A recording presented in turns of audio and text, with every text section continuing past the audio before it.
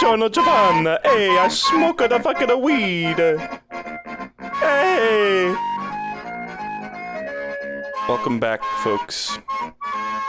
It's been mere days, and we are at the second episode of the podcast. Podcast. We got a Stone Ocean trailer the other day. That was pretty fucking awesome. Great stuff all around it. It looks good. I'm excited.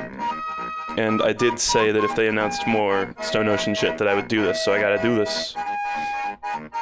Now, turn this shit off. Before, this image, by the way, I'm immune to it now, but this was one of those ones that was just so dumb that it just broke me. The first time I saw this, I had to build up an immunity to it, so I can look at it without like giggling. And I swear, I'm not normally like a silly weed joke guy. Well, okay, I do weed. That's not even a weed joke. That's like a Snoop Dogg joke. Tangential to weed. I'm going to talk about JOJOLION just for a little bit, and I'm going to put up the spoiler warning. I'll hold on to it for just a second. But we are on to future historians, we are on the second to last chapter, or the penultimate, of JOJOLION. So, there's a lot of stuff sort of left unresolved that I feel like I'm trying to keep it spoiler free here, and then I'll put up the spoiler warning. I feel like Araki's either going to fucking kill it in the last chapter and actually address some of those things, probably not all of them, or it's gonna be a classic what the fuck Araki ending, where it's just and then it ended, bye, see you in part 9, you know. So, okay, if you don't want to hear JOJOLION spoilers, mute the video, and once this text is off the screen, then it is safe to listen once more. So, the fuck is going on, man? What the fuck is going on? A lot of people saw the Lucy Steele thing coming.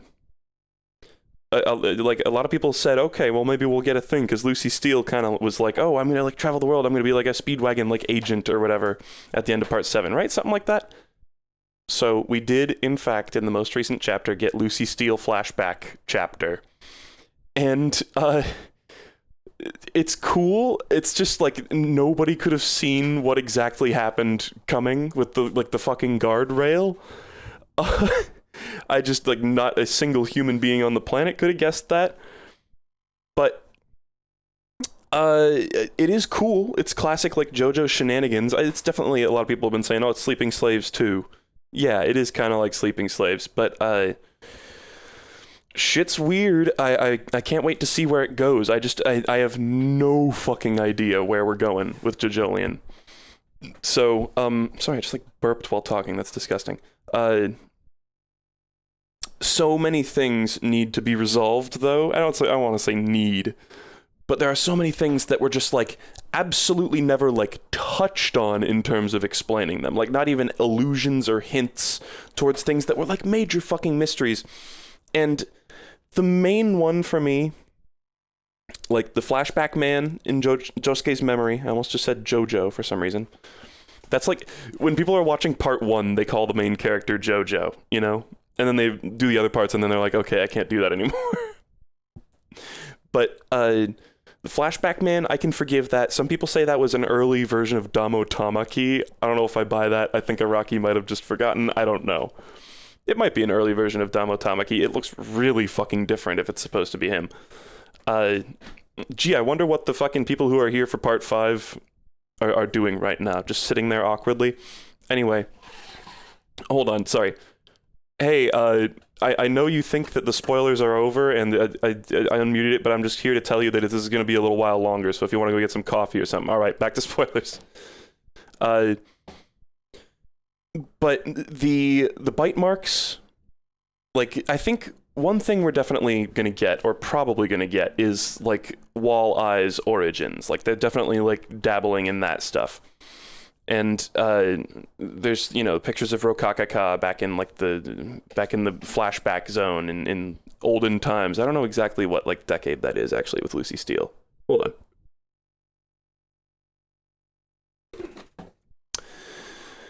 But yeah, there's a lot of mysteries to be solved, but the main one that like, all the other ones I could forgive and just be like, oh, whatever, it's just like classic, like Araki did something goofy. Plunder, what the fuck happened to Plunder? Man, that was really disappointing, honestly, that he just stopped using it. But the flash forward, the thing that, like, the fucking countdown to the harvest has been, like, saying, like, we're about to reach that moment where the flash forward was, we're about to reach it, we're about to reach it, we're about to reach it, and then we reach it, and then it's just like, it just doesn't match up with reality. And it's like, okay, is that, like, we're in flashback zone now, so it's not looking like that's gonna get resolved? I don't know, I really just have no fucking clue. I have no idea. I was thinking about how the anime will handle Anasui. I wonder, like, it is confirmed that Anasui is male. Some of us were wishing that they would make Anasui female. They obviously would not do that, but I'm thinking in that first appearance in the anime, they might still have femme Anasui there for, like, the first time. I think they're gonna do that. That's just my guess. Anyway, okay. Alright. This is for real. Now we're gonna do part 5 stuff. Get the thing out. But needless to say, I'm very excited for both part 6 anime and part 8 conclusion. And also, Araki has been known to in the past, and I kind of doubt that this is gonna happen this time, because he's been working on JOJOLION for way longer than any of the other parts. I think it is a possibility that he might just instantly go into part 9. You know? Assuming that there will be one. I don't think it's been confirmed nor denied officially. But I think most people can assume... Most people are assuming, I guess, that that part 9 will happen eventually. Hold on. mute the thing! Some people are saying, and this is some hardcore fucking, like, denial phase of grief shit.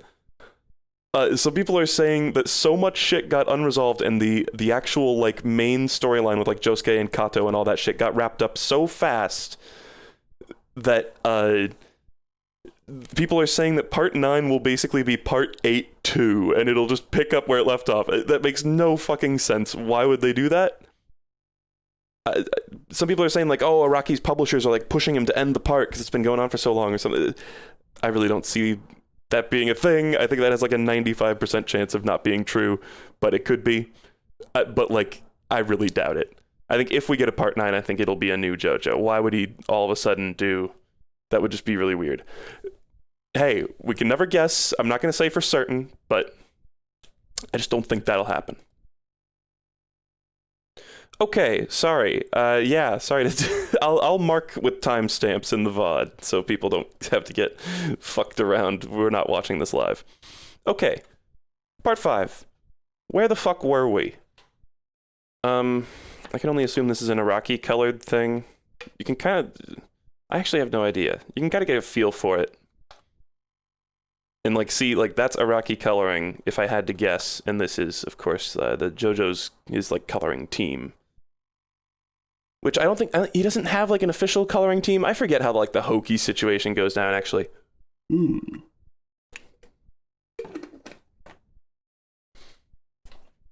So, I don't know why Giorno is standing in water here. I didn't really ever... Oh, part 6! Yo, it's part 6, dude! He's in the Stone Ocean! No. This is cool opening artwork, I guess. It's kind of sexy. The perspective's a little hokey, though.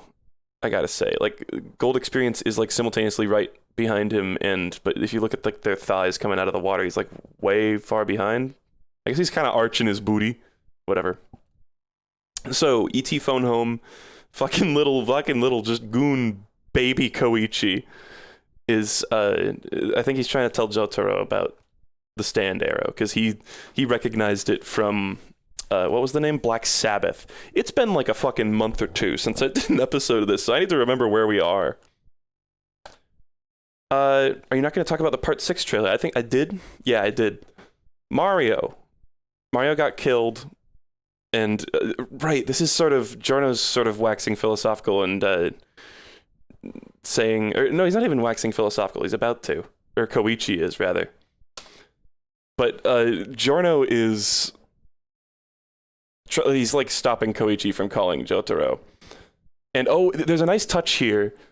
Remote control stands don't affect the user at all. This is Koichi showing experience from fighting, specifically sheer heart attack, right? Kira's little hand thing. I don't remember exactly why. I can't allow you to make the call. The enemy isn't an individual, it's an organization. Oh, right. Yeah, he's like, you don't want to fuck with the mafia. It's worth noting that I've been watching The Sopranos, so mafia stuff is like on my mind, and I'm just now realizing that there's like capos and shit. They have like the same structure in this. Anyway. This is a really fucking awesome panel. I always think about this panel as like one of the cooler moments. When I first watched the Part 5 anime, I had not read the manga, so I really like this moment in the anime, how they handle it too. I think, didn't they make... like one of these characters, it was like, it's Part 3 Joseph, Part 4 Jotaro, and Part 4 Josuke. I think, didn't they modify it so that it was like... Part 3 Jotaro or something? They like changed the age or like the era of one of the characters in the anime, but it still looked great. It is the same? Okay, well, whatever. I guess maybe I always just thought it was weird that it was Part 4 Jotaro. When we definitely saw Joseph in Part 4, he was just like a doddering old man then. With the stupid, like, he had like the leopard print, like, Catcher in the Rye hat. But this is basically Koichi saying, okay, I can definitely tell this guy is a main JoJo. Let's not mince words. He's a main character. And he's like, even though he's kind of like sinister and weird, and he's like, he's a bit of a Dio, but he's definitely a JoJo. This is fucking Pulpo eating a massive pizza. Eating it like a sociopath, too. Like, not only eating an entire pizza, just taking bites out of it, but it's upside down. Right? We never actually, like, it kind of just looks like he's eating a huge pita bread. I think in the anime, when he slurps it into his mouth disgustingly, there's, like, a few frames of, like, toppings, though. So you can tell it has, like, sauce and shit on it. But, like, what the fuck? That's why he's in jail. I mean, who the fuck? Like, it's clearly, like, draped all over him. He should have, like, sauce all over his fucking bod, but whatever.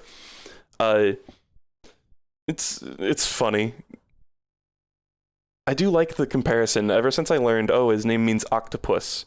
It's like, oh yeah, he sort of like sinks into the corner of his, like, he even has like a little aquarium thing, you know? He's in a tank. But here's where he establishes his weakness, which is that when he's eating, he just like becomes a complete dumbass, which is fine. That's kind of a cool panel there. The face, he just looks like Josuke there.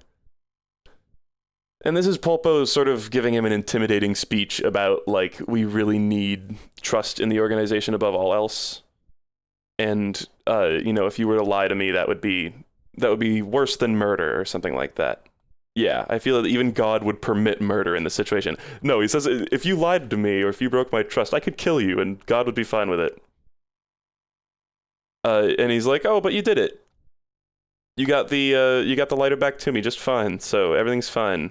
And I think he's actually being genuine here because he legit did not even realize that his stand got defeated because that's how long-range stands work. Or what do they call them, like automatic stands? And oh yeah, he gets the little pin. Man, this kind of looks like the thing that that in the I don't want to give away any spoilers of what it actually is, but in the part 6 trailer, the little emblem thing that she pricks her hand on. How about it? A celebratory drink. Right, Jonah just fucks the hell off. And yeah, he even goes, oh, did he even do it? I don't know. And he doesn't really give a shit. Because I think he sort of thinks if he, if he survived being a stand user and if he, like, was slick enough to get around my stand and, like, survive as well. I guess its only attack was the test. So it's not like it could have killed him, really. But little does he know, Giorno already had a stand. Even though he did get pricked by the arrow.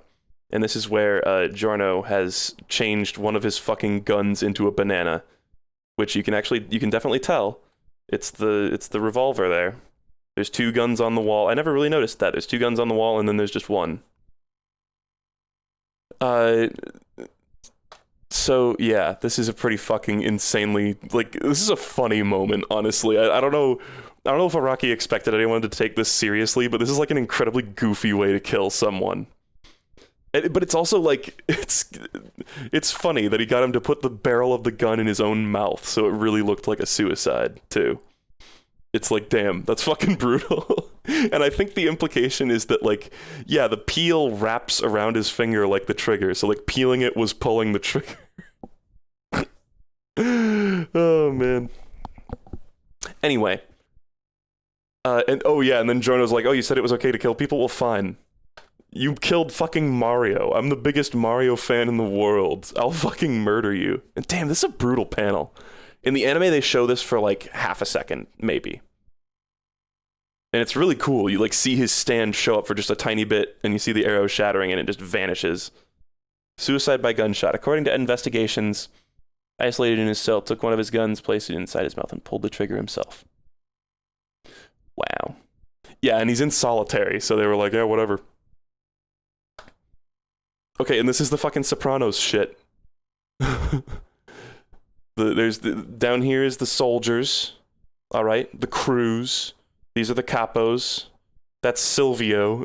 No, that's Chrissy, and that's Tony. Anyway, I remember when this was in the anime, they made. I think they made like a whole thing. Maybe it's something they show later.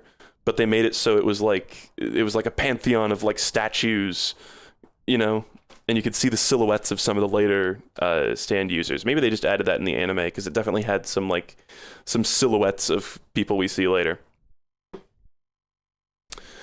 So you'll have to pardon me. Some of this is just going to be me like reading and refreshing my mind on what they're even talking about. He's just explaining how Mafia works. This is literally that's how Mafia works. Oh yeah, assassin teams or drug peddlers. So the assassin team is what is it? La Squadra, I think. The group of stand users they fight later on. The drug peddlers are actually the people who show up in Purple Haze Feedback. That's like the team that centers around is the drug squad. Or I think they're the drug squad is like the bad guys or some shit like that. Which is pretty cool. That's, of course, Araki was not planning to have any plot line about the drug team, or maybe he was and he abandoned it, but that eventually got picked up by whoever made Purple Haze Feedback, which is pretty cool. Kind of fills out the world. It kind of reminds me of the fucking doghouse. This is an iconic Bruno pose. The doghouse and like the house in part 4 that appears in Dead Man's Questions. That shit always was like, oh wow, what a cool like little link to some extracurricular JoJo.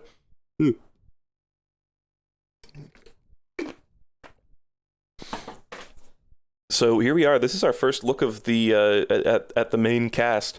This kind of like, I was not ready for this when I watched the anime, because normally I was used to the format of like the main JoJo goes around and defeats a bunch of adversaries, like he did it with Bruno, where he defeated him in battle and like humbled him and sort of recruited him, or I guess Giorno kind of got recruited. But then you just instantly get introduced to the next, like, the other 4 characters, like, main characters in the group. And their personalities, like, straight away, but then just over the course of the part, each one in a row has, like, a fight that centers around them. Like, I think right after this we get the Abakio thing on the boat, then Mista on the truck with fucking craftwork, arts and crafts. I don't know if we get a Narancia, like, showcase early on, but I know Fugo has the man in the mirror. I don't remember what Narancia does, actually. I'm sure it's something. Well, whatever. This is Strawberry Fugo.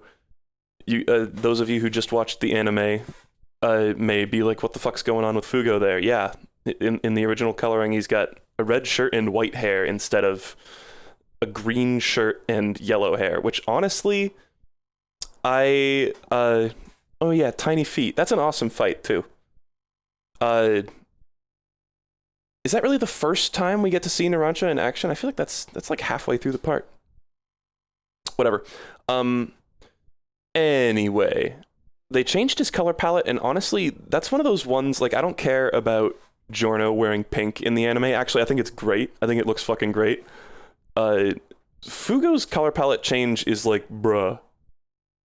I don't know what they were thinking when they did that. He kind of, like, I remember when I saw the promotional material, I always thought, like, wait, which one's the normal one? I know he's the blonde guy, but there's like 2 blonde guys. Maybe that was as a complete outsider, though. I think he just looks cooler in red too. It fits because he's an angry guy. I don't know, and it makes him, like, sort of stick out in the crew. Whatever.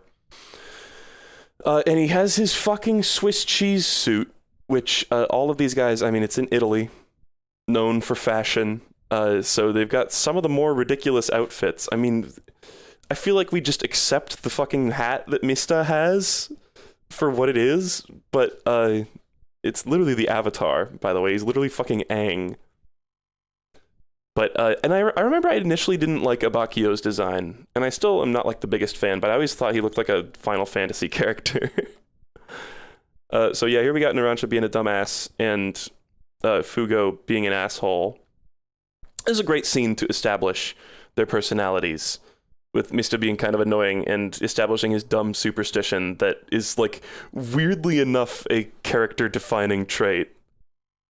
And this is a very, like, Seinfeld-esque argument, too, where he's, like, superstitious, and he's like, well, then just don't have some cake. And he's like, but I want cake!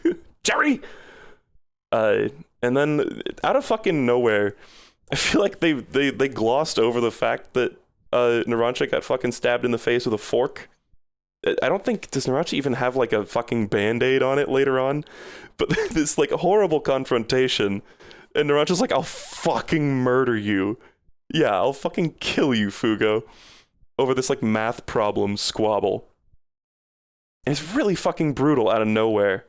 It's just lax violence at the very beginning of the part to establish that this part's gonna get fucked up.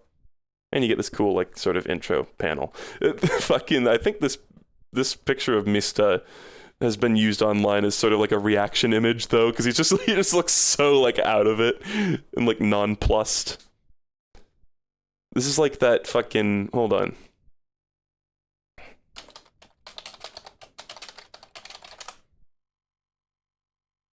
Some of you may know where I'm going with this.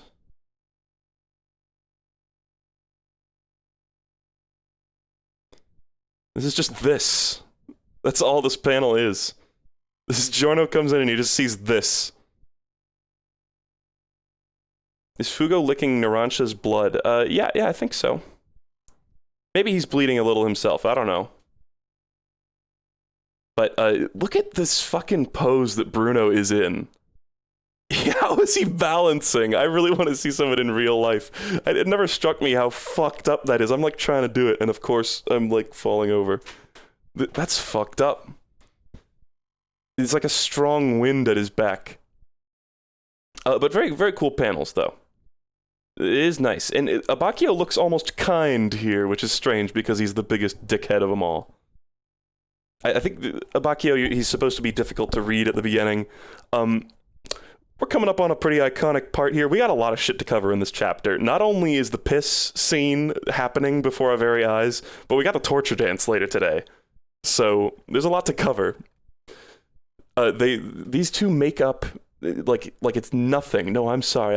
I'll study real hard. Like you had to get help. Somebody stuck a fork through your cheek. Like that's so fucked. Whatever. They can just heal. Whatever. So yes, here is Abakio pissing into the teapot.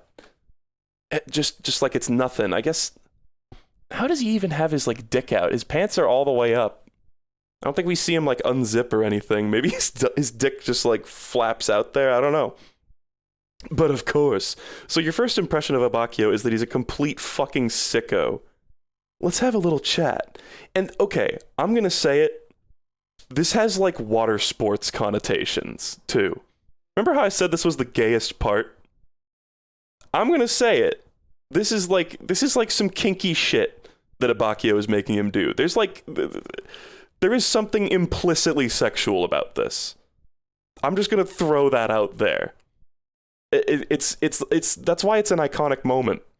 Just him chugging a fucking cup of piss. I don't know if Araki intended it like that or not, but like that's some gay ass shit. And here he is. And before you know what the fuck's going on in this scene, you're just like, damn. Giorno is a straight up fucking gangster. Like he just stone cold drank that guy's piss like it was nothing. And they're all kind of like giving him a hard time too, and Bruno doesn't know what's going on. If he knew what was going on, he'd be pissed off. But Giorno, being the god that he is, turns his tooth into a fucking jellyfish. Which I don't think that's how that works. Just saying. I don't think that's how like matter works. I don't think you could store an entire glass of piss inside a jellyfish that small. Like, where did the piss go? Is it... Okay. Game theory. So, that jellyfish was one of his teeth, right? Teeth have roots. They got, like, stuff, like nerves going into them and all that. The jellyfish is part of his body. He absorbed the nutrients into his bloodstream of Abakio piss. That's how he was able to do it without tasting the piss. Game theory. So now Abakio's pee flows through Giorno's veins, and he's like, "Did I?" And everyone goes apeshit appropriately. I think this is a really great scene. It's funny too, because it's just such a what the fuck out of nowhere. It goes from like 0 to 11 so fast. I guess going from 0 to 11 was already like the fork thing. Yeah, and Bruno doesn't even fucking know what happened, but he's like, "Oh, it seems they enjoyed that." Look at Bruno looking cute here. What the fuck? He's eating his pizza. Can I zoom in? Hold on. That pizza looks pretty good. That looks like a mighty fine pizza pie. That's the guy from Tekken. I guess this is just establishing. Oh right, this scene is sort of weird. These two old ladies are like, "Oh yeah, my son does drugs and he beats me. Won't you help?" And this is sort of to establish that Bruno is a trusted member of the society around here. Oh shit. It's the usual suspects. This is a pretty cool panel. What's with this like stripe of blue on Mista's dick? I don't know if I ever realized that was a thing. It sticks out like a sore thumb here. But this is a very cool panel. Look at all their fucking pointy shoes. Every single one of them has pointy shoes. Like, what the fuck? And they're all dudes. So, like, I don't know, like, men's feet are, like, shaped. Actually, are they shaped differently, or do women just put up with it?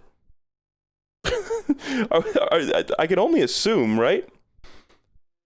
I know, like, these kind of shoes are not comfortable, regardless of gender, but, yeah. Fucking Fugo with his little, like, strawberry embellishments on it, and they're all, like, custom made. Is, like, the implication that all of them are just rich as fuck? Because isn't this supposed to be Giorno's school uniform, too? But he's clearly made, like, modifications to it to make it personal. Whatever. Also, it looks here like this... I always assumed this was, like, basically a skirt on Narancia, but it looks here like it's just... like it's a coat, like, tied around their waist, kinda. I guess not. We never really see the... I don't remember there being buttons on it, but whatever. Sometimes character designs change a little bit, or sometimes I forget things. Oh god. This scene is really fucking dumb, too. Oh yeah, this old lady conversation is just basically more like, oh, Bruno can't stand how drugs fuck up their society. Which is reminding me of Sopranos again. Because there's like, God, there's a scene where like Junior Soprano is getting a suit fitted for him. Sorry, I'm talking about the fucking Sopranos on the JoJo podcast, but... And the guy, like, fitting his suit, he's like, oh, or Junior's like, oh, how's your grandson? He's like, oh, he died, you know, or he got mixed up with some, like, bad friends that were doing drugs, and they threw him off a bridge or some shit like that. And Junior, I think he, like, committed suicide because he was, like, all doped out or some shit like that. And Junior was like, oh, what the fuck are these kids? They gotta stay away from this stuff. It's poison. It's horrible. And, but Junior is a drug dealer. He deals cocaine. Like, he is a drug dealer, legit. And so, it's just, and there's so much of that kind of, like, hypocrisy where they're like, oh, I am outraged at this thing that personally affected me, but I will continue to contribute to crime in society that will also affect, you know, anonymous strangers that way. Whatever. So now we're introducing, I think in the anime they showed a little bit more of oh fuck, I forget this guy's name. Do they say it here? I don't even know. But Kraftwerk's user, I forget what he's called. That sucks. This is the sort of thing that I would have known like a year ago when I was like super obsessed with this shit. Right, Sale. Oh right, and this is Zucchero. They're the fucking, are they? I think only the guy, for a second I was like the Zucchero brothers, but I'm thinking about the fucking flying zucchini brothers from the Muppets. I think the guy's name is just Zucchero. Anyway. They're driving like absolute madmen. I think Sale, in the anime, they showed a little bit more of him. Here, it's like up until a certain point in the Mista fight, he just is like completely shrouded. And they did a similar thing with Prosciutto in the anime as well. Or no, I think they did it with Prosciutto in the manga only, because in the anime we had already seen Prosciutto, so like the jig was up. Anyway. It's not Tiziano and Squalo. Squalo. I think of that every time I hear that name. The way that the voice actor says it. So basically they're just talking about like Polpo's treasure, and they're like, yeah, I think Bruno Bucciolati is on top of it, but so we're gonna go usurp it from him. Look at this fucking guy. Look at that face. And his like spikes look weird too. But yeah, I don't even really know what happens here, because Zucchero presumably uses his stand to ditch the car. This always confused me though, because like what the fuck is he doing? Is he like, did he deflate himself and like flutter out the window? Or something like that? Or did he just like tuck and roll and open the door and close it without Sale noticing? I don't know. It's a dick move. Like, it's fucking insane. But I feel like that was one of those things where it was like, oh, just make him do something like cool without really establishing what his power is, and I'll figure out what his power is later. Maybe not. I don't know. His power is established like in the same chapter, so whatever. In the anime, of course, they made this song, the Torture Dance song, which was pretty cool. Which I think is based off of, oh, what is it? There's some Prince song called like Pussy Machine or something like that, that it's based off of. Or I think it's Pussy Control. Yeah, Pussy Control. Pussy Machine is also a great song, I gotta say. No. But here, of course, I think it's just like, it's supposed to be whatever, like some like techno music. Another sort of silly scene. Look at how Narancia is drawn here. Narancia is incredibly fucking baby in this scene. Like, and even there are like panels where, I guess it's just for like humorous effect because Narancia is being made a fool of here. But, Mista looks perfectly normally proportioned, but Narancia is like this little fucking chibi. Whatever. It was funny though. It just shows how much like they're just dicks to each other. I don't know if this is supposed to be like, oh, you know, we're just like having bants with the lads, but it's like, damn, he like ruined that fucking CD player. and made him get a drink to do it. He like made him bring the drink that he poured on the CD player. Whatever. Wait, did the music not stop? Oh no, is this the end of the chapter? Why can't I move pages? Oh, what's going on? Oh, I zoomed in a slight amount and it wouldn't let me like switch pages. I was like, I like looked at chat while I switched pages and I looked back and I was like, wait, what's going on? Why has it not progressed? that was good brain. So yes, now that they're out on the boat and the FBI can't monitor them. Sorry, I'm thinking about Sopranos again. He reveals that Polpo killed himself. I don't know if Bruno actually knows. I mean, clearly they're in cahoots here because they're trying to rise to the top without the gangs knowing. But I don't know if Bruno even knows that Giorno killed him, sort of, or made him kill himself. But whatever. And he's like, yep, all that money belongs to us. We're going to get it and we're going to use it so that I will become capo. Because if you get a fuck ton of money like that, then you get respect. Look at Bruno's fucking elf ears here. What the hell? It's just his hair frames it in such a way that he kind of looks like an elf. But yeah, and here we have the attack by Zucchero, the Flying Zucchini Brothers. Only one of them, though. I just want them to say Maron or something like that, you know? Affangool. Unfortunately, I don't think they say very much Italian. They definitely don't say Affangool. But yeah, this is sort of a fun mystery chapter. There's not a ton to talk about in this arc except for like the main premise, which I think in the anime they kind of hammered this home too because they added that little scene where they're renting out the boat, right? Whereas here I don't think we see it. We just see them on the boat. And in the anime they show at the docks that there's boat 1 and boat 2 or whatever it's called. I remember it has a specific name. And Giorno like sort of takes note of that, and it's like they get a specific boat, and then the big reveal is supposed to be he looks at the number on the boat, and it's the one they didn't get.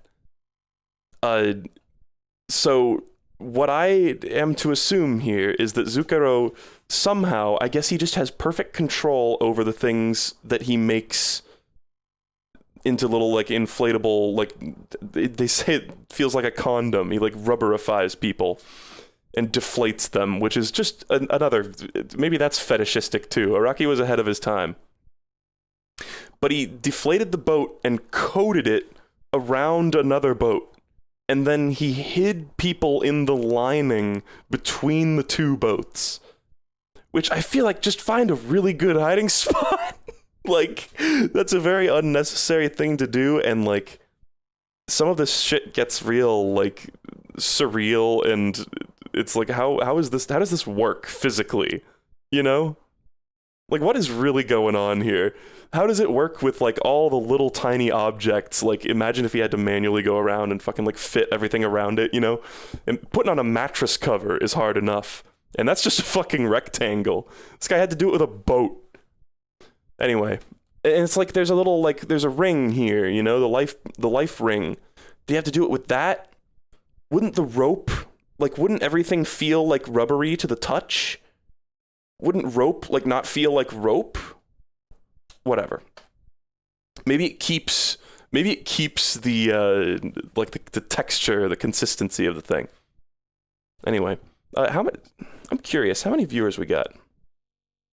Because I haven't done this in a while. And it's going to be different for everyone. 183, that's not a whole lot, actually. I think that's less than normal. But the VODs of this usually go fucking insane. Anyway.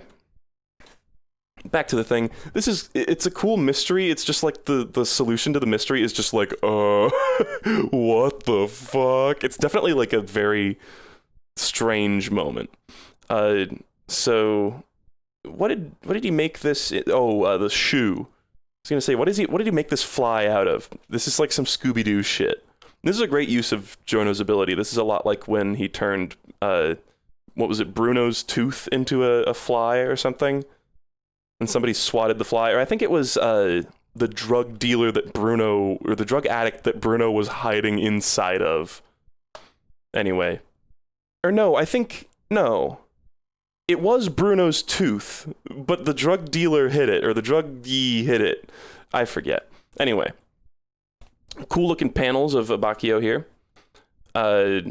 This is the Abbacchio showcase because Bruno's like, oh, we've got a mystery on our hands. Looks like we gotta call out Moody Blues. But Abbacchio's being an asshole, and he's like, I don't trust him at all. I don't want to reveal my stand in front of him. I like that aspect of this part a lot, actually, that like showing your stand to somebody is like a huge deal. You know, they played on that in part 8. There's a character, I mean, slight spoilers, but there's a character that says showing someone your stand is like showing them your asshole, you know. It's a really, really intimate, like, personal thing that you wouldn't just do on a lark. And in this in particular, it makes sense because they're all mafia guys, you know. And it's like, that's, if you know how their stand works, you maybe know their weakness, and you can exploit it, and that could lead to your death. So I think that's a nice, I always really like those moments when they establish that, because it makes the world feel really dangerous. But then, of course, Giorno comes out and goes, oh, Kono Giorno Giovanna, whatever, I forget exactly how to say it in Japanese. The mystery, you can solve it. Yes, this was a great moment in the anime. They ended an episode on this in the anime when he said, I have a dream, and Abbacchio comes out and says, fine, you little punk, I guess you got some balls anyway. That crazy bastard. Yeah, and he says, Kureji, and it even makes me think of, like, Josuke, Crazy Diamond. It's like, he has the legacy in him. That crazy bastard. He's out of his damn mind. And that was the first time they played the like, awesome, or maybe it was like, no, I think they already did that for the Black Sabbath fight. But they played the fucking awesome music, and it really left it. I was like, damn, that was great. And I feel like Zukaro's stand, Soft Machine, is, its arms are specifically really detailed, because that's all you see of it for a little bit. Look, his arms are fucking insane. He's Polka Dot Man. But man, now people associate it with, oh, that's the meme song. I remember there was one YouTube video, like the first YouTube video where somebody uploaded that song in like full quality off like the OST. And the people in the comments were going fucking apeshit. They were like, this is so good. And I just remember like just thinking of it as like a good song and not like, oh, it's a meme. The like piano part, that's what like people always go insane over that. It felt like a weird part of the song to focus on. That was definitely a very, very fucking oversaturated meme. That was like, I mean, I don't go on like shitpost crusaders. That is like, that's the thing. You find, every once in a while you find like a golden like JoJo meme, but going to places where JoJo memes are posted constantly, it's just a hellscape. It's just not funny, but whatever. So here we got Abbacchio going like, sure, okay. Actually, he doesn't even help now. He doesn't even really help yet. He kind of like makes a stand, lol. But then Bruno leaps into action, I guess. This is a moment where Bruno is doing something sort of covertly. Where he punches a bunch of holes in the deck, and even though it totally doesn't look like he put zippers there, I guess he put a bunch of zippers to decks down below too, right? Or was that even the moment when he did that? I don't remember. God, see, when I was doing JoJo podcast, when all this shit was fresh in my mind, I could have like an encyclopedic knowledge of this shit. Now I'm like, does that happen? Is this the part where he punches through the whole bottom of the boat? I don't remember. But all the shit with the zippers is, insanely fucking cool to look at. Like it just looks great seeing all this like rigid shit behave like a, you know, cloth object. But anyway, I'll use my stand. And I think in the anime, of course, they added those cool dial tone sound effects, which was a really nice touch. And did they even, no, was that an anime original? The panel, I always figured that was a panel. I forgot about that. Where he like, you see him like walking, and it's sort of like his after image like turns into Moody Blues, and that's how he takes it out. But here it's cool too. It's just doing a cool pose. Very cool looking stand. I like these little schmisms coming off of him. Very cool stand, kind of underutilized, but whatever. When it gets used well, it gets used really well. The man in the mirror fight has some very strange applications of this stand that I'm gonna need to like analyze, maybe call into question some things, where he like becomes half him and half his stand, but whatever. I'm gonna take a drinky here.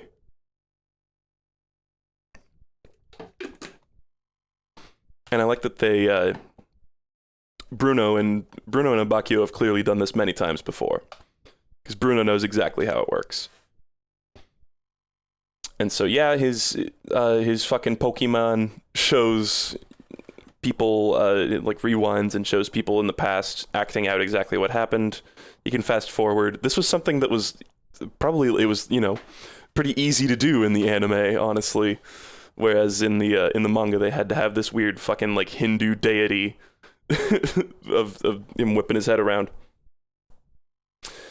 But so here we see Narancia pogging at a conversation that happened 5 minutes ago.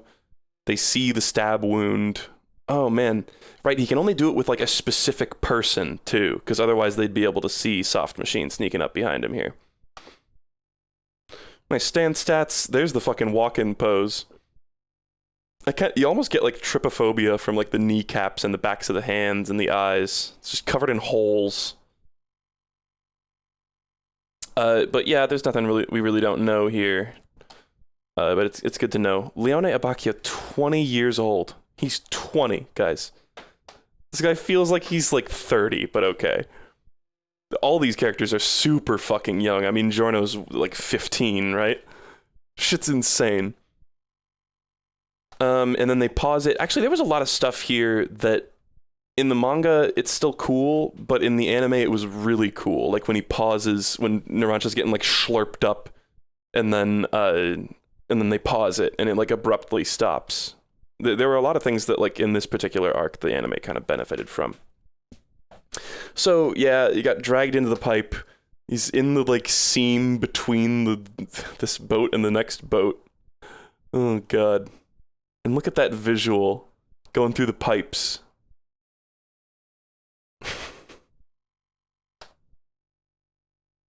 That looks like a vagina. Boat vagina. But yeah, they're investigating. There's not a whole ton to talk about here. This is the part where he punches a bunch of holes through the boat. And it looks like... Or no, isn't it? No. Fuck, I'm still ahead of myself. I think, no, it's just he goes around in a bunch of places and pretends that he's checking for the guy. But he's really just making a bunch of little holes. I think. Anyway. So this is an interesting part. Abbacchio, his stand shrinks down. So this is, and he's not imitating somebody who is small, right? Like, he's just shrunk down. So this is a callback, if I'm not mistaken, to part 3, right? Like, part 3 is, they had one singular fight with Steely Dan where they were like, yeah, turns out if we just go, we can make our stands get really small. And so people always say, oh, they never do it again, and it sucks. But here, this is gamered. There is one instance of stands just shrinking down, and they like in this part they like never bring it up again. And there's even like a guy who his ability is shrinking, but of course he can shrink things besides stands. But I always just thought that was an interesting moment. I don't know. Araki probably wasn't even thinking about that. If I had to guess, though, it just sort of happens. So anyway, oh, that's an iconic Abbacchio pose too. And he's sort of got like an adversarial relationship with Giorno. He's kind of pissed at him that Giorno like did something so fucking cool. But Abbacchio does the same thing as Giorno. He sort of sacrifices himself and gives Bruno a clue to solve the mystery. I think the mystery is that he fucking like slaps him in the face with his blood to like lead him to where he was or some shit like that. You know what they say about seagulls, right? And then Zucchero starts talking through the fly. And it's supposed to be, I guess he's just in the lining of the boat talking somehow, which I guess, you know, you could pick apart how is he putting air into his lungs or whatever. It stands, it's fine. But I do like that they use the fly as an avatar for him, basically. Even though the fly isn't even part of his body. The fly is Narancia's fucking shoe. But it's interesting, I guess. Seeing this fly say, "I'll fucking kill you, you dumbass." They go nya nya like cats. Oh yeah, Bruno pisses him off because he corrects him about the type of gulls that are there. That's the one thing he takes. He gives him this whole speech, and he goes, "Those are blacktail gulls, not seagulls, you cockhead." And okay, here's where the holes in the boat are coming into play. I think here he is making them. Abacchio! There he is, because he punches, he disguises it as him like recklessly punching a bunch of holes, just trying to search for him desperately, but in reality it was a calculated move, and he let him monologue, basically. He pulled an Incredibles on him. And so, yeah, Lagoon, that's what it's called. Fucking Lagoon 1 and Lagoon 2. I guess they're not even numbered in this one. But in the anime, they made that a little bit clearer. Because in the manga, I can't even imagine, like, reading through this blind and trying to, like, parse what the fuck is happening. He does say there were 2 ships, and they have this awesome visual, but, like, it's still like, huh? How did he fit a boat around another boat? How? Whatever. And we get a nice look at Zucchero and his stand, with his head attached briefly, and Bruno just about instantly fucks him up. Oh, and Bruno uses, this is great, Bruno uses the same trick that Giorno used on Bruno, where he tears off his own arm and, like, slings it at him. Maybe he already had that, but that's, like, the Part 5 equivalent of the Zoom punch. And look at Abacchio's fucking smug face here. What a dickhead. And it's funny, because at the end of this, like, you see him get his head cut off, and you think, oh, he's dead. Nope. They're about to torture him. Oh yeah, Narancia is freaking out. Fugo and Narancia have, like, a very fond relationship, too. It's shown a couple of times, not a ton. But it kind of sucks when, spoiler alert, Fugo leaves and never comes back halfway through the part. Oops. This is a cool pose for Soft Machine, too. I do like its design with the rapier. So yeah, it's coming up, folks. We're getting there.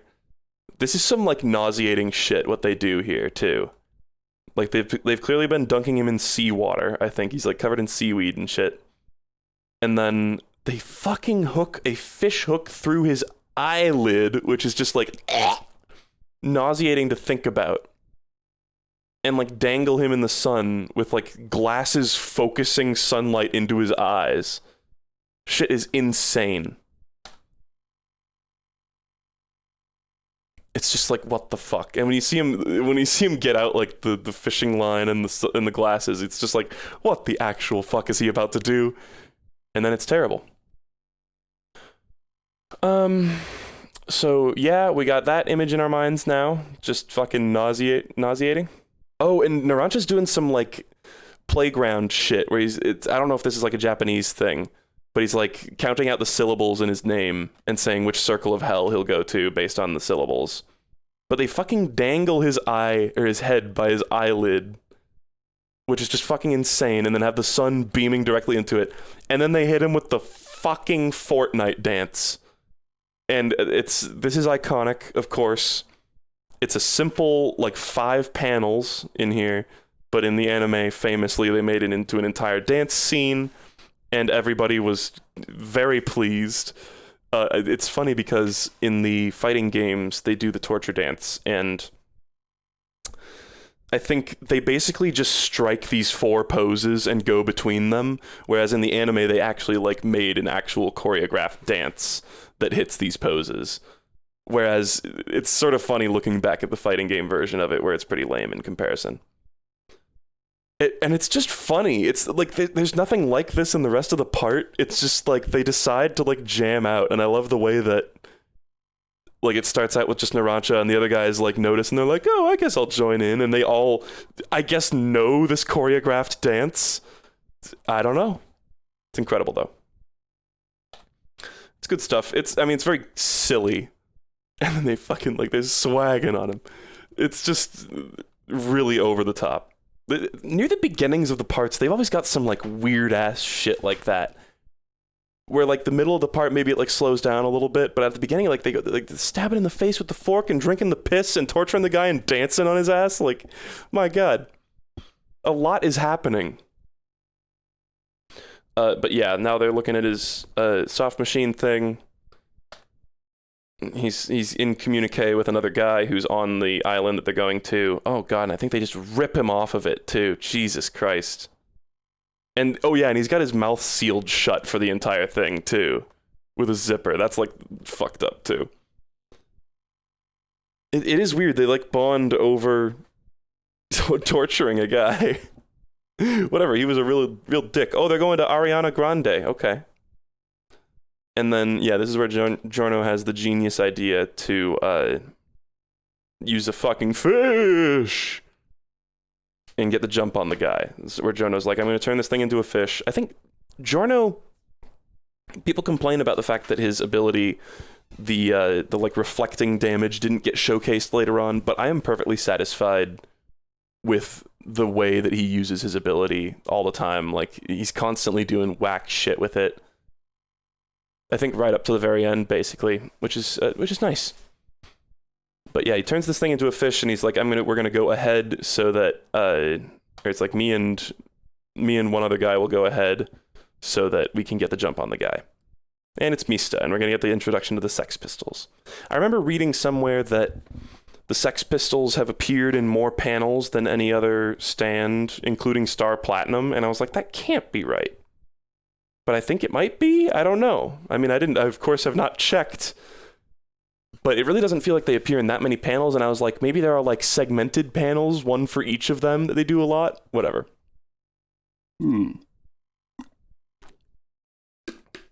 Sorry, I gotta drink water a lot during these talky streams, and I will say, I want to do more of this, but I do it in short bursts, so expect these to be maybe like an hour and a half long, each one of these podcasts. But I know, yes, the last few times I've done this, there's been months between episodes, but I really will do this. I want to finish part 5 before part 6 anime starts airing, and then when part 6 anime starts airing, I might start doing it sort of alongside the anime. I don't know exactly how we'll do that, but we'll see. Anyway, Sex Pistols, very cool stand.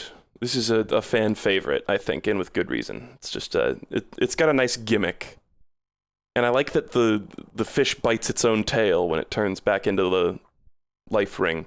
Is there a fetish for fish turning into inanimate objects? Because this panel in particular feels like some fucking, like, what is that one comic of the dude getting, like, turned into a diaper or something? Isn't that a thing? It's like it's a similar vibe.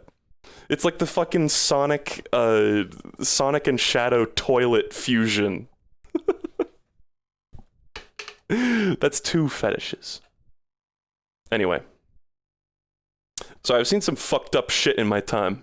Have you guys, what are people question marking to? Because if people haven't seen the Sonic and Shadow toilet, then that's bad and you need to see it. Like, this is a rite of passage. Oh, God. It's not sus. It's not really sus. There's no dicks. There's nothing wrong with this picture. Maybe I shouldn't go on record saying that. There it is, folks. And I just want to draw your attention to, look at where the flush thing is. It's right on his nipple. Okay, we're getting out of here. We're getting out of here. Anyway. Back to JoJo. Hey, we already watched a guy drink piss. Is that much worse? Anyway. You made that. Yes, I made that. That is my original, that's my OC.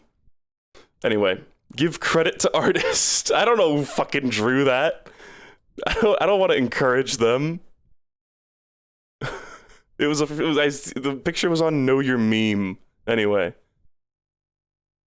Okay, anyway. Oh god, there's other pictures on fucking Google image search and I don't even want to like bring them up, man. Okay. Back to the fight. Mista's about to feed his gun some salami, I think. Does that guy say outlaw? That has a sick tattoo. Just outlaw.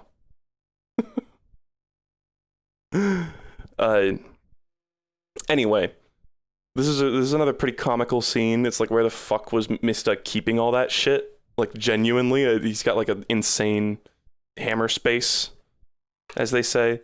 But this is very Italian, from what I understand of Italians, where he's like, I gotta eat, and he's eating Italian food, of course, and he's got the Tuscan salami. And I don't think any other stand needs to eat. Isn't that, like, this is a unique thing to this stand, and maybe it's because they're, like, a little more autonomous or something. But I'm trying to think. I don't think I can think of another instance of a stand eating at all. I guess Notorious B.I.G. kind of. That's not really the same thing, though. Anyway. Oh, actually, no, wait. The fucking, part 3... What was it? The High Priestess? No, that was the shape-shifting one. The Empress, I think. Eats like a chicken. Yo-Yo Ma eats a frog. Yeah, Cream also doesn't really count. Star Platinum suck. Okay, well, I mean, eat for, like, nutritional value. So that they may continue to live or whatever. Yeah, I guess Foo Fighters has to drink. That's true. Anyway, this is tangential. It's pretty unique. There's so many. The thing is, it's such a long-running series that all these things where it's like, there's exceptions to like every rule, you know? Like I said in that one Isaac video where I was like, oh, having 2 stands is against the rules, and everybody in the comments like freaked out because they're like, some people have 2 stands technically, and it's like, yeah, but there are literal rules, and one of the rules is that it's 1 person has a stand. It's just that that rule gets broken a lot. Whatever. Anyway, this is basically establishing that all the different Sex Pistols have unique personalities, and yes, humorously, there is the number 4 is missing. There's only 6 of them, but they go up to 7 because he skipped 4, which is a nice little customization. I like the outlaw tattoo guy. Is that to like be a red herring? Like maybe this guy could be the dude in Shadow, although he's got like a little mustache. But this is a fucking awesome fight. This is one of my favorites in the whole part. I really like this stand to Kraftwerk, or as it was infamously translated to in the anime, Arts and Crafts, which is just beautiful. It's like, could you get further from the vibe of Kraftwerk as Arts and Crafts? Like, what the actual fuck? That was one that was like so funny that I didn't even care that they took like the coolest guy and gave him the dumbest name. It just made me laugh every single time. Anyway, can't wait to see what the fuck if they'd go with Flaccid Pancake. That's just the question on everyone's mind with Part 6 is, are they going to do Flaccid Pancake like the video games did? We don't know. We don't know. We did get it confirmed that it's weather forecast, but I mean, I think anybody could have seen that coming. It's just Flaccid Pancake is specifically a really silly one. I just don't know. Anyway, it is a good synonym for limp. Pancake is not a synonym for biscuit, but whatever. They'll get there. And then D4C. I don't know. Yo-Yo Ma equals Yo Mama. Alright. So this guy's still hidden in shadow. This is a nice little tense moment where Giorno's trying to signal to Mista, and Mista doesn't have any idea what's going on, and he kind of puts himself right out in the open, and spooks the hell out of the guy too. Oh yeah, and Giorno uses the radio. He knows that the guy is picking up the radio, so Giorno just yells over the radio to like blow their cover completely, just as long as he can warn Mista. And I think that is the end of the chapter. Parte 5. Yes. So I don't even know if we're gonna get through another chapter. We might. Yeah, look at that shit! Tell me this part isn't gay as fuck. And then look at this picture. And look at me straight in the eye and tell me again. I wonder if this is an Iraqi coloring, because Giorno's got the gray hair. But Mista looks basically normally colored. And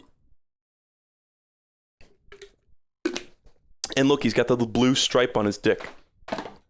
It's consistent. Anyway. Getting out his purple fucking gun. This is an awesome panel. There were some panels like this where in the anime they knew even if they were going to show it for like half a second that they needed to make it look really good, and I think they did. Giorno has Koichi's colors. I guess he did. I don't know if that's intentional. I kind of doubt it. Interestingly enough, I didn't even mention this. Koichi just gets quietly dropped from the part. And I think I covered this last time, but I remember watching the anime and being like, yo, Koichi's in this part? Like, we're gonna actually, because even in part 4, I was kind of like, oh, Koichi's like one of the lamer characters, but he's still good. And then in part 5, I was like, yo, if Koichi's like a main character of this and he like becomes the Jotaro of this part, that'd be so awesome. But then, nope, he just leaves. He just never brought up again. Oh well, he kind of passed the baton to Giorno. I think we needed some sort of connection to the old JoJo lineage to like get it, somewhat, whatever. Anyway, yeah, he goes on tour. He just like looks around. Anyway, I like Koichi. He's great, but it's just in the roster of part 4 characters, not my favorite. But this is a really cool scene. This is the first time we get to see Sex Pistols showcased, and it's just a really fun, zany ability. Like, the ability to, like, they're soccer players, and they kick the bullets around and ride on top of them and can redirect them. Now, never forget that Mista's ability is to redirect bullet trajectories, because, oh boy, does he fail to do that later on. But it is a very fun stand, and they do use it in fun ways in the part. It's just there's a lot of parts where it's like, yo, Mista, you want to like do something about the bullet situation? Whatever. It's so funny how much Giorno or Mista gets shot by his own bullets too. There's like I remember seeing some statistics about how like 93% of the bullets that Mista shoots go back in his own body or something like that. It's pretty stupid, but whatever. If you're a gun guy, I guess you learn to take a bullet. He shoots this guy, and then they do a little celebratory dance too, which is kind of funny. I think in the anime, didn't they add like one of them like bonks number 5 too, or like punches him? Maybe that's about to happen. I don't know. But number 5 is the one that gets bullied because it would have been number 4. I think they must have added that. And here we are getting to the really cool part where he follows this guy. There's a little bit of a fake out here, which is kind of neat. Where they have a guy that definitely looks like he's got the hat, and he definitely looks like he could have been the silhouetted guy. And he's like, oh, I found him. But then, nope, he's on top of the truck. And he's already working his stand nonsense to like glue Mista's hand to the bar there. And now Craftwork. I fucking love this stand. I think it's got a really cool design, and I think its ability is just so fucking awesome. And it's kind of like, man, it's like of all the stands that I wish I could have, it would like probably be this one. Maybe not. I mean, there's probably more useful stands, but like this one is just so cool. And there's so many things that you could theoretically do with it. And I think in Purple Haze feedback, it's shown that he is even capable of like stopping your heart with it or something like that, or like keeping your heart in place, which I don't know why he didn't do that here. But, well, I mean, Purple Haze feedback is different, but Uh, something like that. Or I think maybe he used it on his own heart or something. I forget, actually. But at the end of this fight, I mean, spoiler alert, he gets fucking shot in the head, and most people assume he died, and I think... in the anime, they either say, or in here too, maybe, I think they say, like, oh, he was in a coma or something like that. And then in Purple Haze feedback, I think it's like, oh, he got better or some shit like that. But yes, his ability is basically stasis from Breath of the Wild, where he can fix objects in place. And so that's how he's able to survive bullet wounds. I mean, spoiler alert, he gets shot in the head. He gets shot in the head after this. Technically, the bullet that kills him has already entered his head, though. Fun to think about. At the very beginning of the fight, like right when they meet, the bullet that kills him has already entered his head. Just hasn't gone into his brain. Or I guess, you know, it didn't kill him, but it defeated him.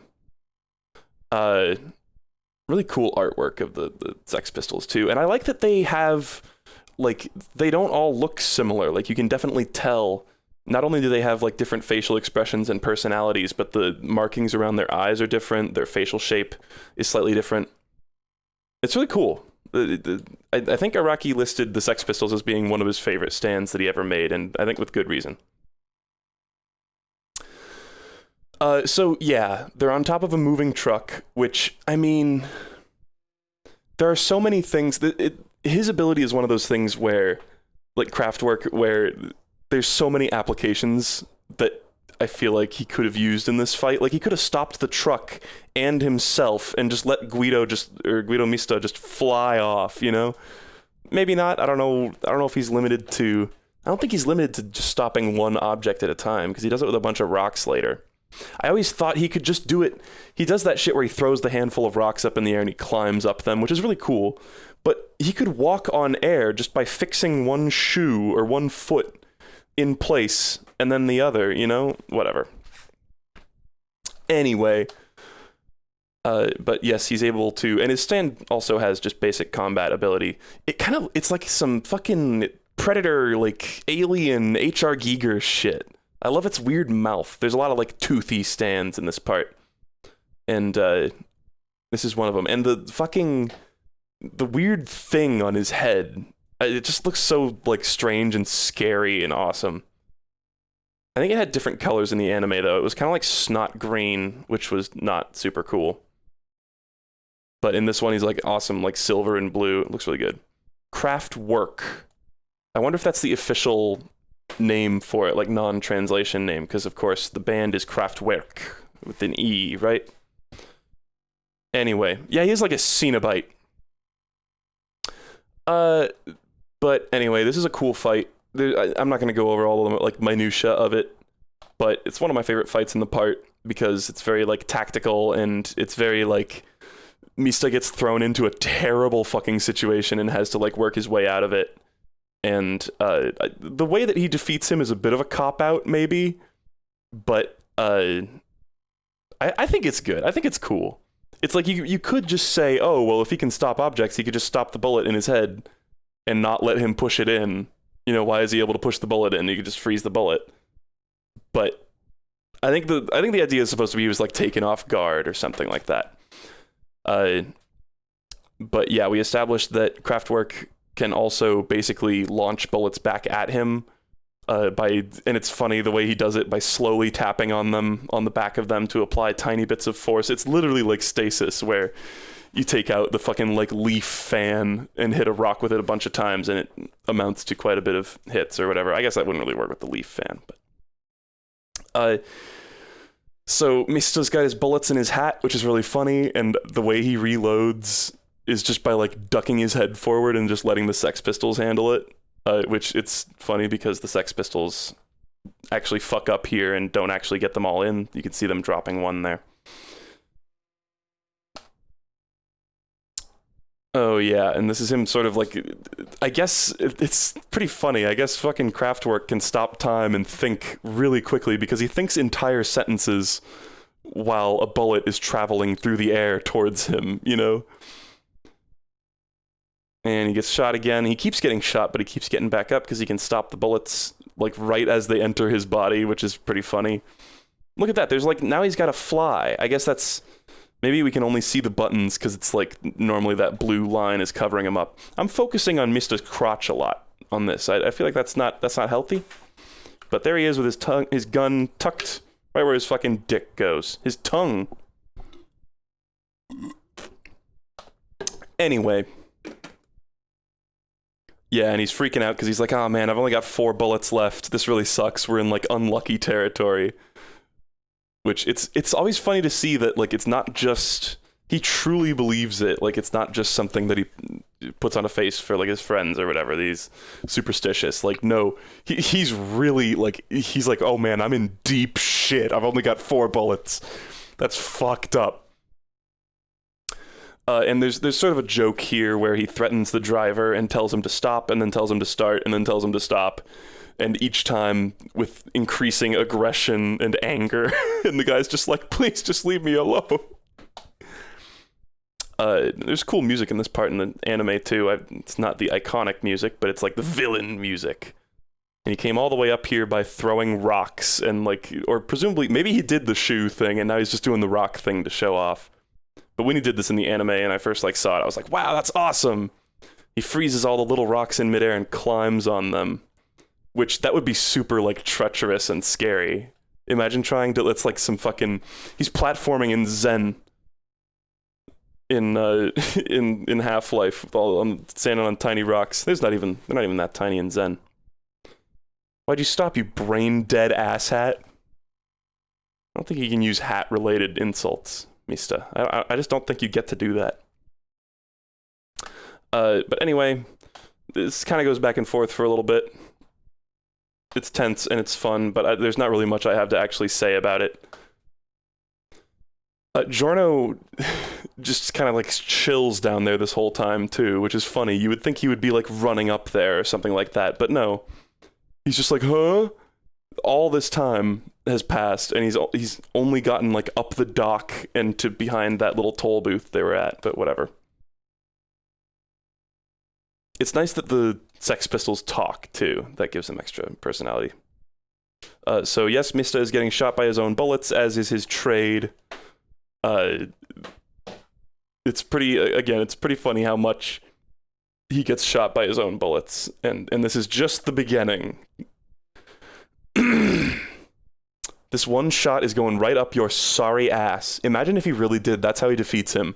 That's the Ant-Man strategy. Yo, what if Little Feet defeated Narancia by going inside Narancia's ass and expanding like Ant-Man to Thanos? That's a really cool panel too. I don't know why I like its like angry teeth so much, but it's just great. And I never really realized, but it's just got like basically normal stand eyes underneath that. It's just got that like weird helmet thing that makes them look super weird. But yeah, their plan is to go into his mouth, which is kind of silly. It's like, why would that work when hitting him in the face didn't? And yep, as you would expect, he's like, okay, well, just go into my mouth, I guess, because I can stop it. Even though he's just getting more and more fucked up as the fight goes on.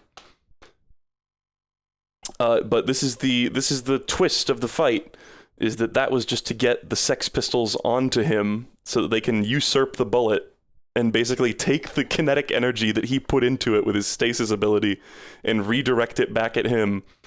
And then just for kicks, they also cut it in half so that he only deflects one half of it and the other one goes right into the previous bullet hole. It's like, damn, they like checkmated his ass. There was like nothing he could do. Except, of course, I don't know, he just wasn't focused on the bullet in his head and he couldn't stop it, I guess. Or it was just like, it pushed it just enough to like actually knock him out, I guess. Whatever. But it is really cool. I like this panel of them all winding up for the kick. That's pretty awesome. Line them up, bitches. And I like that they're like potty mouths too. They swear. It's great. And they clearly put like spin on the bullet too. Block it, Kraftwerk. Oh, and the music that played during this part. They had like the awesome like saxophone solo part. Way better than the piano part of the main theme. And yeah, it's pretty comical how his eyes turn, they like face apart. In the anime, they like played it out even more. Where he just stands there for a second and like zooms in on him and then his eyes just go blink and he goes Blood spurts out and he falls over. They made it very comical. Oh, here's the part where number 5 gets punched. Because he's 4. So, yeah. And I like that Mista says, if you can survive that one too, then I'm just fucked. But he can't. He died. Or he's out of commission. And then as a payoff, this is the final bit to this driver joke. Giorno, who does not know how much this driver has been abused, comes in and like busts up his car's inner console when the driver tries to give him shit. He's like, "No, I'm not driving another guy." And then he's like, "Okay, mister." Even though he's not mister, lol. Anyway. The hidden 600 million yen stash. Right, they love using yen in Italy. I like this. Look at that. I never picked up on this, but you get a nice glimpse of the very dock that they arrived on, and that's probably their boat right there. In fact, what happened to the second boat? Did it just get sunk? I guess it's just at the bottom of the fucking ocean, huh? Cool. The owner of that boat has got to be happy. But yes, here we are getting the cash out of the urinal and stapling Guido's fucking, like, wounds shut, which is insane and, like, really metal. What does this stuff say? This is stuff in Italian. Facciavella. This might be swears. Kellen Rosa. Weird. Anyway. Is Mista... No, he's sitting on the sink. For a second I was like, is he sitting in a urinal? Anyway. Look at Fugo's hand. Hey, that's brotherly love. That's brotherly love right there. He's not just jerking him off. But yeah, I guess Mista's just fucking fine. They use tape and staples. They use, like, office supplies. And, of course, as he's a JoJo character, he does not get infected, he doesn't need medical attention, and he's fine. He's even smiling. Whatever. Bruno's like, hey, I know you guys kind of, like, carried me here, but, great, we did it. And the capo has already met them right here. I think, isn't this like a trope in Japanese media, is giving characters those, like, spiral glasses? I mean, here it's concentric circles, but, isn't it like giving characters glasses with the circles on them means that they're, like, zany or crazy? I don't know if that's like a fake out with Trish here, but yes, Trish, like, is in disguise and apparently is good at, like, changing her body language to look like a total fucking schlub, you know?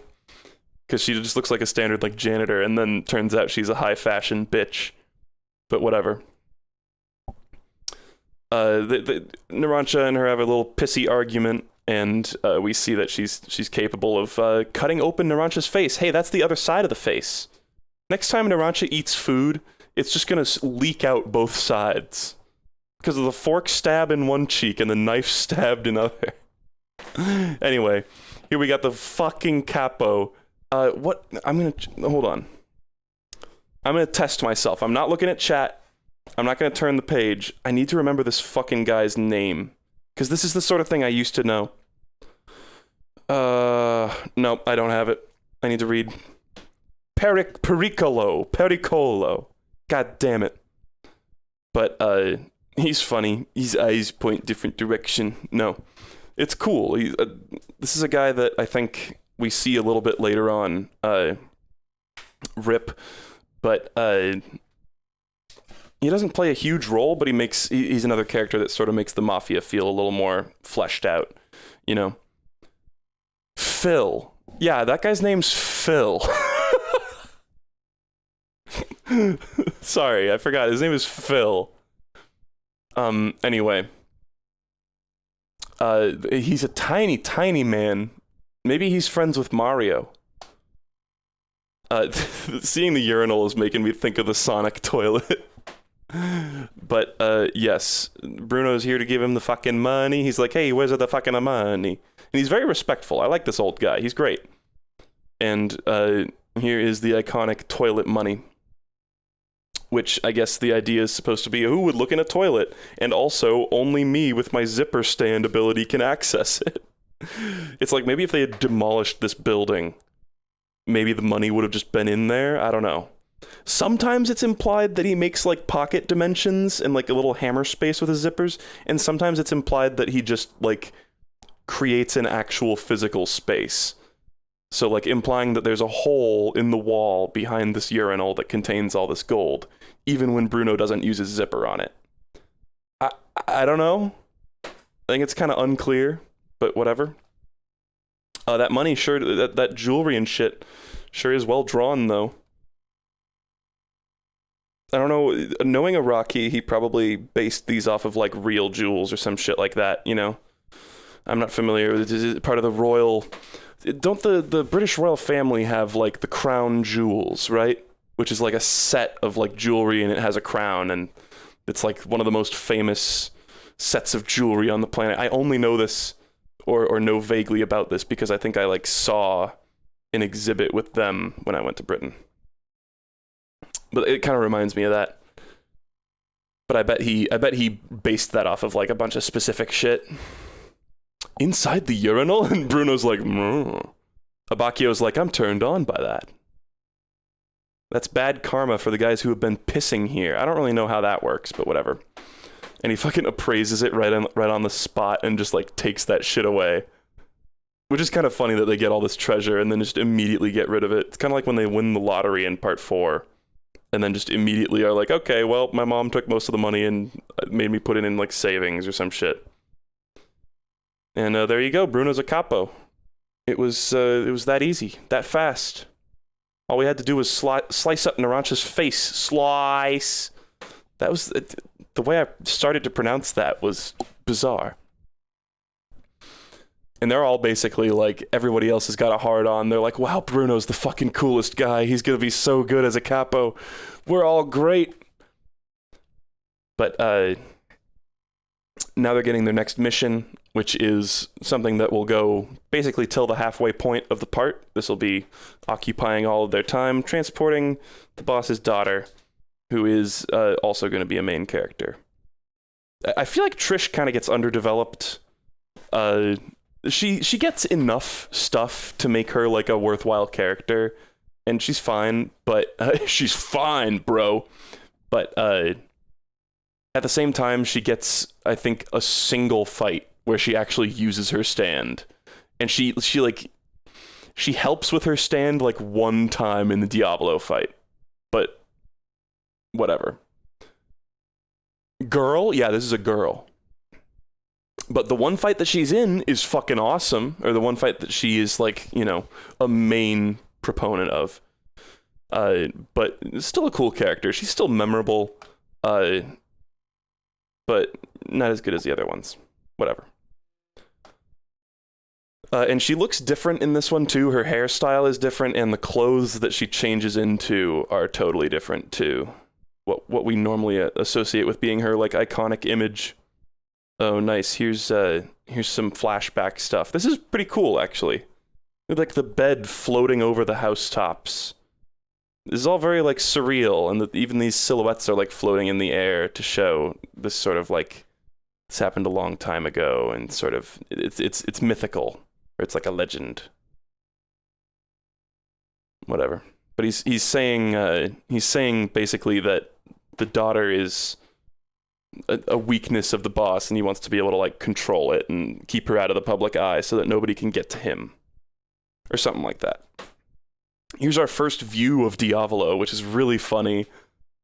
Like, I think in one of the fighting games, there's like an alternate skin for Diavolo that is like this shadow version in like the suit, you know? But then later on, it feels like either Araki totally changed his design or never intended him to actually look like that, you know? Whatever. I like Pericolo's face. It's so great. Also, yeah, Trish is also 15. She's Jarno's age, which you would think, you know, maybe that's setting up that they might get together or something. Nope, not at all. Not in the fucking slightest. But anyway, Pericolo fucks off. He puts on his fucking capo, if you know what I'm fucking saying. And look at this outfit that Trish has on. It's honestly like whack. It looks like there's the like flower print fabric looks like it's like extra fabric that you need to like cut off. It's like, no, that shouldn't be showing. It feels unintentional. But nope, it's just high fashion. And look at her fucking hair. She like styled her hair too. It was just one swoosh earlier in front of her, like, yeah, she had a single swoosh in front of her bandana. But now she's like total hipster punk chick. Oh yeah, and she like steps all over Fugo here, basically. Where she's like, take off your shirt so I can wipe my fucking hands, bastard. And now go buy me a bunch of shit. And she acts like a total bitch here, and part of her being underdeveloped is like, she starts off being an absolute fucking cunt, and then, like, I think basically in the next scene, she's chill, you know? Where we don't ever really get to see her. I guess Notorious B.I.G., we sort of get to see her develop more, but she never acts like that much of a prick ever again. Whatever. There's a good payoff waiting. Uh-oh. Is that meta a good payoff to the narrative of the part? Anyway. The traitors group. Right, they established that the assassin squad turned traitor, and they're trying to get to the boss's daughter. So this is our introduction to Formaggio, I think is his name, which just means cheese. All of their names, I think Sale and Zucchero are salt and sugar, for instance, which is pretty nice. And now we've got the fucking cheese boy. He's about to horribly abuse his cat, though, and probably kill it, which sucks. What a dickhead. But this is Little Feet's user. He's about to make a move. His fucking face. This just reminds me of that stupid meme. Hold on. Do I even have this meme? Oh god, yeah, here we go. This one's like actually terrible. This is like some Stardust shitpost Crusaders or whatever. Kobayashi, my man, what's good? Show us your meme. Welcome to Keko Cringe with Kobayashi and Formaggio. Kobayashi, this meme is not kek at all. It is very cringe. This is so sad. Can David Productions skip part 6? Wow. That's just burned into my brain. Formaggio, my man, show us your meme. Or whatever the fuck he says. The show us your meme line, I'm constantly reminded of it in my day-to-day life. Also, this is the cat from part 4. Not really.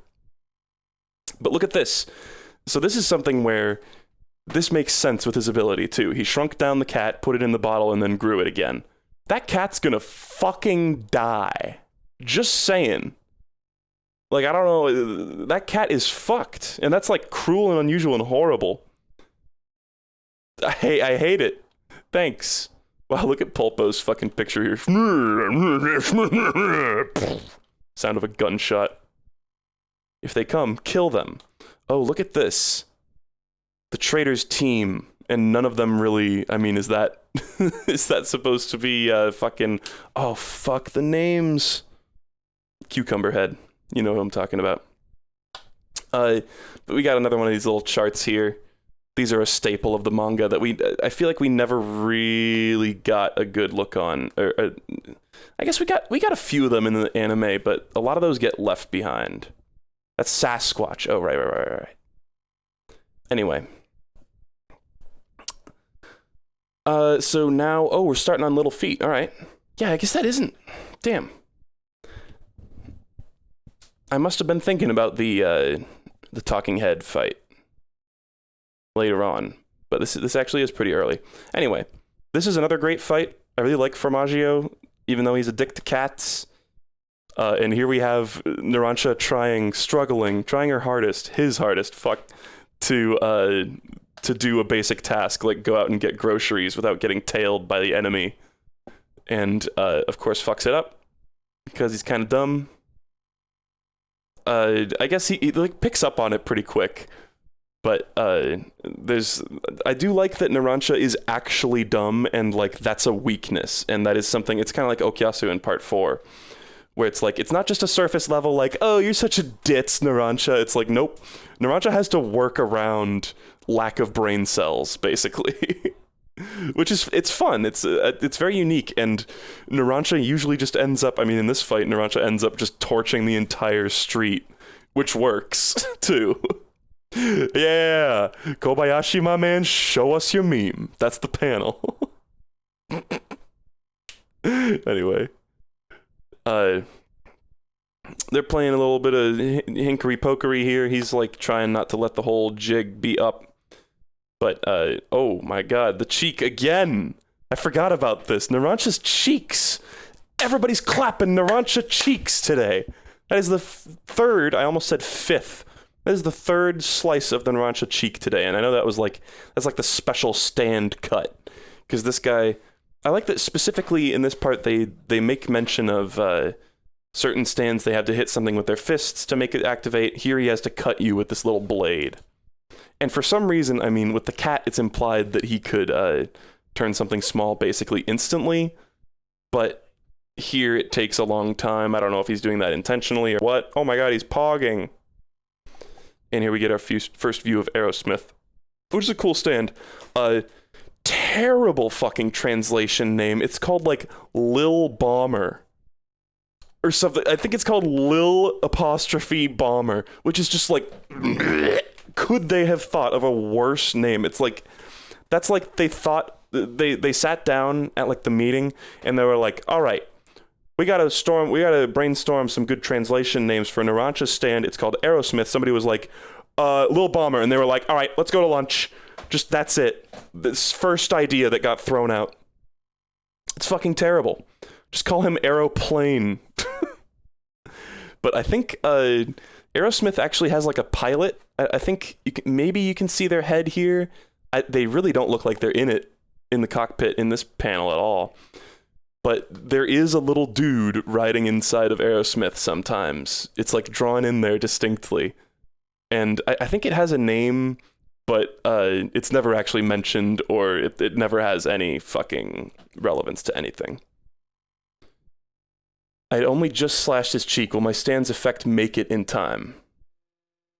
See, I don't really know what that's supposed to mean. Like, he only got a small cut, so he couldn't do it well. In fact, did he have to cut the cat to make it small?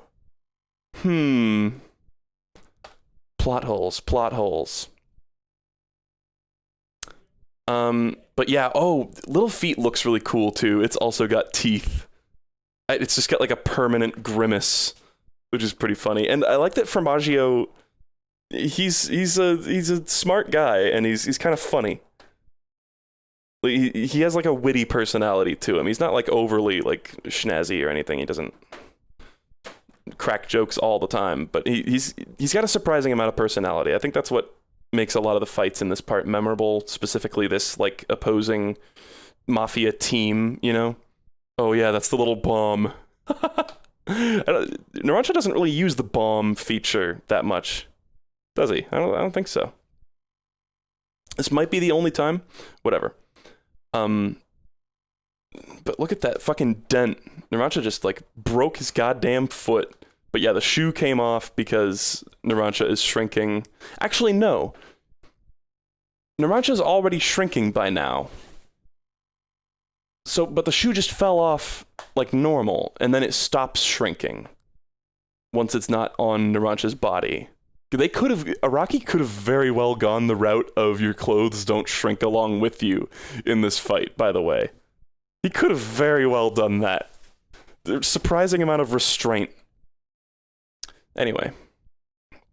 The other guys say it's worthless. Well, whether it's worthless or worthful is all up to how you use it. And I like that attitude of like, he's got a terrible stand. He's kind of like Steely Dan, where he's like, yeah, I've got the weakest stand, but if I use it well, it doesn't really matter. Good up stockings. What the fuck? That's interesting. I think somebody said that, wasn't there like, didn't I say like tobacco with one C? Oh, that's a funny like mistranslation or something. I think somebody corrected me that it was like an Italian word. It was like the Italian spelling of tobacco or some shit like that. But I don't know how Formaggio, I guess we see him here jumping into Narancia's pocket. That was a pretty slick move on his part. And Narancia's just here being a fucking dumbass. Looking around for him. while Formaggio puts it all together. He's basically doing some fucking like Sherlock shit, figuring it all out from the groceries and like what Narancia is buying, which is pretty cool. Oh, and I love the way Narancia like calls his stand away, making a little runway with his arms and making it go across that. I remember seeing that in the opening in Fighting Gold and thinking that was really cool, and then he actually does it in the show too, in the actual fight. I just thought it was just for style. Anyway. Oh yeah, the knife is huge, the shoe is huge, Narancia's slowly putting it together. Does the classic fucking thing where it's like, oh, everything else is too big. It's like, everybody does that in fiction when they're like shrinking, I feel like. I don't even know what another example of it is, but I just feel like that's a trope. It's like when somebody like gets their eyes covered and they're like, who turned out the lights? And it's like, wow, are you 2 years old? Whatever. Is this guy an idiot? Get a clue. You're shrunken. He's like getting pissed off that he can't figure it out. Anyway, oh, we're gonna get Narancia backstory. God, how much is left in this chapter? I know I said an hour and a half, but it's been going on a while. It's gonna go on a while. Jimmy Stewart, James. We're so close, right? We gotta be close to the end of the volume. Yeah. Yeah. Yeah. Okay, let's just go to the end of this. All right. This was the reason Narancia joined Passione. So basically, Narancia used to have blonde hair, which is pretty funny. Or no, Narancia got their hair dyed to like match up with this douchebag, and then they got confused for the douchebag who committed a crime. I guess that still technically does mean Narancia used to have blonde hair. But, It's kind of similar. It's like a dark reflection of Giorno, where he had black hair and it turned blonde too. But basically, Narancia got betrayed by one of their like street hoodlum friends, got cast out from their family, and right? They were like in a rich family or some shit like that. I don't remember the exact particulars. But yeah, Narancia caught his eye infection from his mother. Right, his mother died of the eye infection or of some sort of infection as well, and now Narancia's like scared that he's gonna die of the exact same thing. And he said, and he even says it's my fate. But he fights against it. He gets saved by Fugo. In the classic, I'd like to order this man some spaghetti. I think. Hold on, guys. I have a meme for this.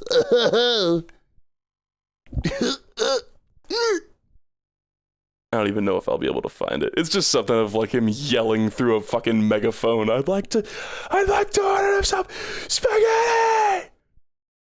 Whatever, I can't even find it. But this is a very funny panel, honestly. Especially because it's just so like American stereotype understanding of Italian. Oh wait, here it is. The like big inhale. And oh god, they got the anime colors. Get it out of here. No, it's cute though. But Fugo took pity on him and brought him in, and I like this scene where Bruno sees him at the restaurant and just gives him his fucking spaghetti, his own spaghetti. That's how you know that's a trusting man. And then Narancia sort of, Bruno's like, don't join the gang, you fucking pisshead. But then a few years later, Narancia does join the gang, I believe. Like past the, I think it's implied that Narancia got the stand from Polpo's stand test, but I don't know, is it ever confirmed? I have no idea, actually. But that's why Narancia and Fugo have that little bond too, you know, is because Fugo took mercy on him, took pity. Anyway, yeah, passed the test. Okay, well shit, I should have just gone to the next page. So, this knife isn't big, I'm getting smaller. Wow, it took you fucking long enough. Wow, look at how they misspelled telephone there. Jesus. Araki, how fucking stupid could you get? Anyway, right, he runs into the glass door like an idiot, because, I guess, actually, is it like, it's a pressure-sensitive thing? Are there sliding doors that do that? I feel like that used to be a thing, like, years ago. I remember, I have a vague memory of that being a thing when I was a kid, but now they're all, like, visual. right? Maybe I'm wrong on that. He's like not big enough to get detected by it. That door detects you by weight, and I'm too late to open it. Yeah, I don't know what the fuck. Because I have a vague memory of, like, as a kid, like, stepping on those to open the door, you know? They did it in Toy Story. Everybody's saying it's a Toy Story 2 plot. Okay. I vaguely remember that. Whatever. I mean, most do? That's not true, right? It's not a pressure thing, it's a visual thing.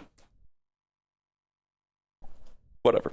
But they're figuring it out. Oh yeah, they just like slam down on the thing. And I think, yeah, he fucking destroys one of the phone things to get coins out of it, which is pretty cute. Get giant coins. Oh, that's just the end. Wow. But that's a great panel. Look at that. All the glass shattering. This is how Narancia solves problems with brute force. It's incredible. Anyway. But yeah, that's going to be it for today. We're just going to stop like halfway through that fight. Sorry, I know that's a bit abrupt. But this is some peak part 5. Like, I love this shit. This fight, craft work. We got some other cool shit coming up too. But it's good shit. I don't really have much to say to like cap this up. To capo it up, bro. But it is fun to go back through this and sort of, especially, I'm finding it to be particularly fun to pick through it and see what is like different about the anime, because there are some things that I have like distinct memory of happening in the anime that didn't happen in the manga. And I think in this part they did a particularly good job translating it, like David Productions translating it to animation, you know. And there was a lot of interesting stuff, especially today, where it's like, oh, they added this to make this more clear. Oh, this part was, you know, really beneficial to being animated. You know, it really worked well with that. But whatever. But yeah, thanks for watching, guys. There will be more of this coming up soon. It will not be months, I swear. Or I'll puke into the air and catch it in my mouth. See you later.